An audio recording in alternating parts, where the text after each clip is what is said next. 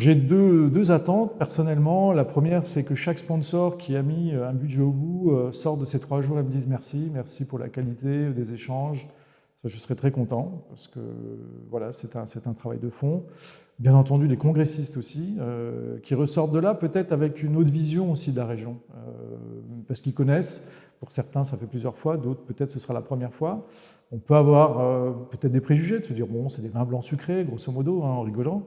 Mais non, malgré tout, on a beaucoup de choses à leur proposer. Donc, ce que j'aimerais bien entendu, c'est que chaque congressiste soit content en partant, et je l'ai dit un petit peu avant, reparte avec une part finalement de la réponse qu'il peut apporter finalement dans sa région, de se dire tiens, on a parlé de vin blanc, on a parlé de terroir, on a parlé d'avenir, on a parlé de ces éléments-là. C'est le but d'un congrès. Un congrès, ça ne peut pas être que basé sur la gastronomie. C'est important, c'est un pilier effectivement, mais ce n'est pas suffisant. Il faut nourrir aussi, c'est ce qu'on disait avant. Donc, ce que je voudrais, c'est qu'ils repartent avec quelques éléments. On aura en tout cas une matinée technique très riche, avec des profils de haute voltige, des gens qui ont quand même une certaine expérience. Et le but, c'est de se repartir en disant, effectivement, là, on avait un contenu qui était important.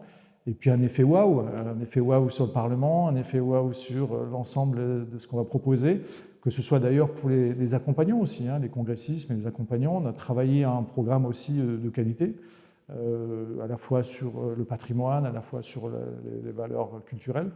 Donc voilà, ce serait important effectivement pour moi que ce soit voilà, ces deux aspects, et puis que l'Union nationale finalement se rende compte aussi, les œnologues en tant que tels, le bureau, se rendre compte qu'il y a du travail, qu'il y en a là, c'est une petite région, on l'a dit. Alors, vous allez me dire 110 œnologues, c'est pas grand-chose, mais on est sur le podium, c'est-à-dire qu'on a en ratio le plus d'adhérents par rapport aux œnologues de la région. Donc c'est plutôt une fierté.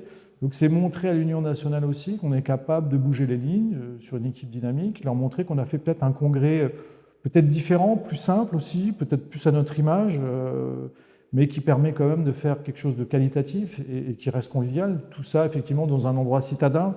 C'est vrai que les congrès citadins, dans certains cas, peuvent être critiqués. Donc, il faut ramener aussi, c'était la dimension du patrimoine qu'on voulait, la dimension du vignoble, les amener aussi dans le vignoble. Mais pour certains, ils seront très contents d'être citadins sur la deuxième partie de soirée, il y a des chances.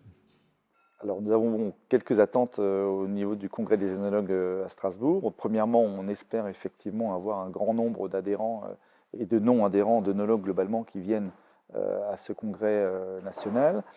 On a également convié l'ensemble des œnologues des pays limitrophes, à savoir la Suisse, l'Allemagne, la Belgique, le Luxembourg. Et donc, on espère, il y a déjà une délégation suisse qui a répondu positivement à notre invitation, donc on est très heureux de les accueillir, et on espère effectivement dépasser, je dirais, 200 à 250 congressistes donc au mois de juin à Strasbourg.